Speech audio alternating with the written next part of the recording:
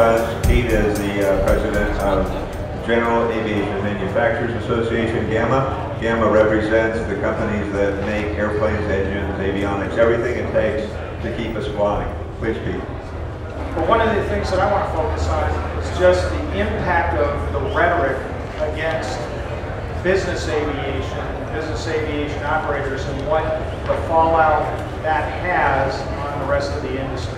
Now, on its face, it doesn't seem like all that big a deal. The President points out that one of the reasons that we need to change the system of depreciation on airplanes is those people who buy corporate jets, they can afford to change the depreciation schedule from 5 to 7 years. It's no big deal. They should be able to contribute. Just like, oh, those guys, they should be able to pay a user fee. It's no big deal. But these words have consequences, and that sentence came out of one of our other partners, which is the head of the International Association of Machinists and Aerospace Workers. Because our industry is just not pilots. Our industry are the great people that maintain these wonderful machines out there. Our industry are the men and women that work in the factories, the engineers, the folks out in the flight line, the people that maintain airports. 1.2 million of them are part of our industry. And from a manufacturer's perspective, when you attack our customers, you attack us. So we are trying to point out the inconsistency in what the President is saying. When you go to Alcoa Aluminum in Iowa on a Tuesday and talk about the great aluminum on the wings of the airplane that brought the President there, and the very next day you attack people that buy business jets and call them egregious what they do. What you do is you attack the men and women that build airplanes and maintain airplanes. And we cannot stand for that. It is very inconsistent that the President hands to us a package of incentives at the end of last year that's called 100% expensing. That anyone that buys a jet, a turboprop, a piston airplane can take advantage of expensing that all in upfront in 1 year if they want to. It was great. It's to stimulate business. So how can he turn around just a few months later and try not only to take that away, but to go ahead and extend the depreciation schedule when he says he cares about jobs? And in the same light, when you sit there and you look at exports and you have an administration that sets it as its goal to double exports in 5 years, and yet you attack an industry that is one of the only bright spots in heavy manufacturing exports in the U.S., you've got to say, what are you doing and what are you thinking? And we have to have an administration and a Congress that cares about the aviation industry. And so this is one that, although they're talking about corporate jets, it affects every single one of us.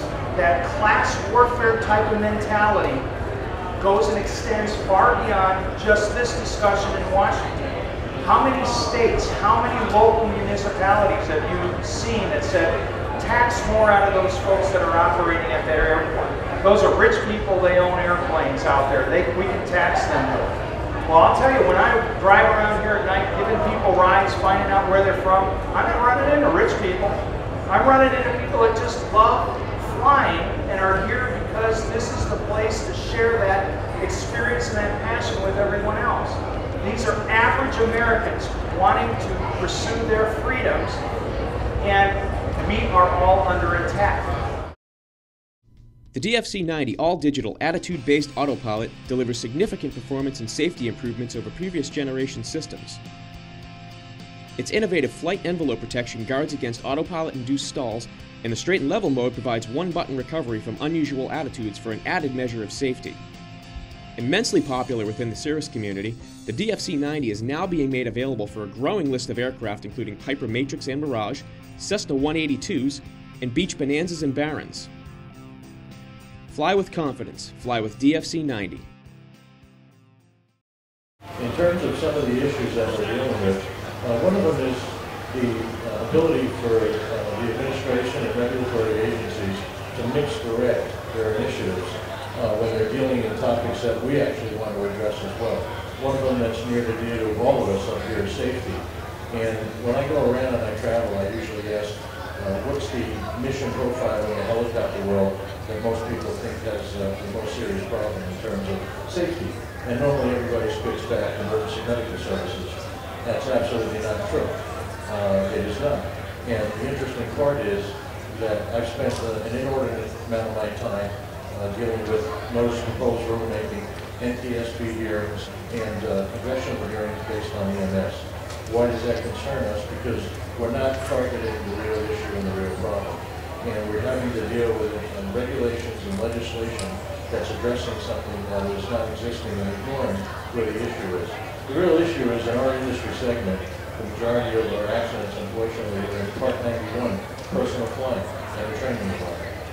And it's really frustrating that the agencies and the elected officials are not trying to, in a cooperative manner, really trying to deal with the true issue of enhancing safety in the helicopter community.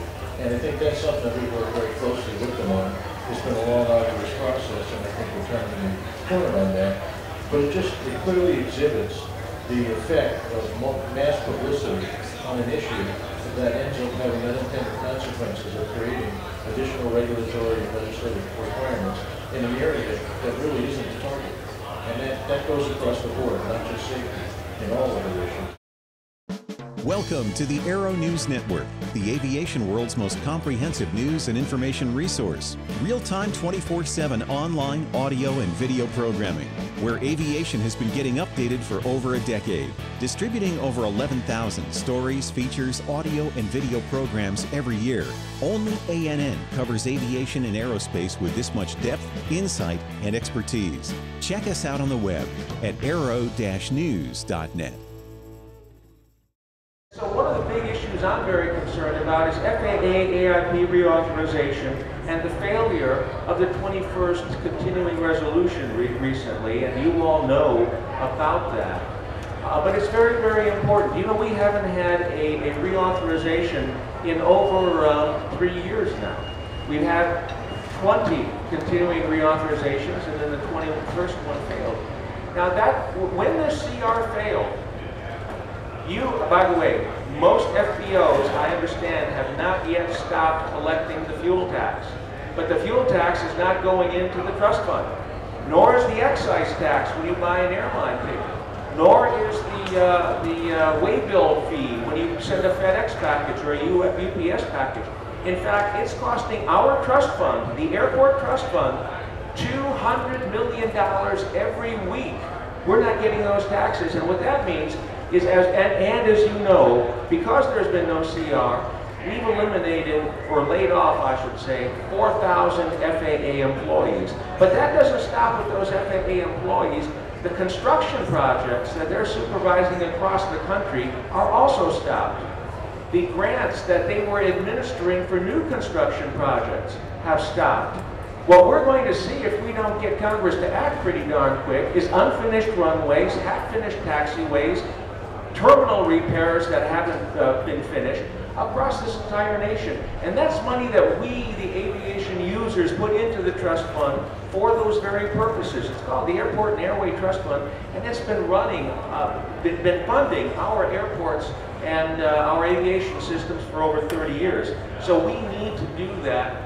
In the wake of the failure of the 21st continuing resolution, we at NASAO have been working with a lot of the airline organizations, sending joint letters to Congress, and we've managed to get the Democrats to offer a clean CR, a clean continuing resolution without any poison pills. And we are asking all of our airport members out there to go ahead and support that CR, because we've got to start the money flowing again. We've got to get those FAA employees in who are responsible for working on airports back on the job, and we've got to continue the construction at our runways and taxiways across the country. So all of us are walking in lockstep with you this afternoon in our love and admiration for GA and our desire to preserve it as it is today. Thank you very much.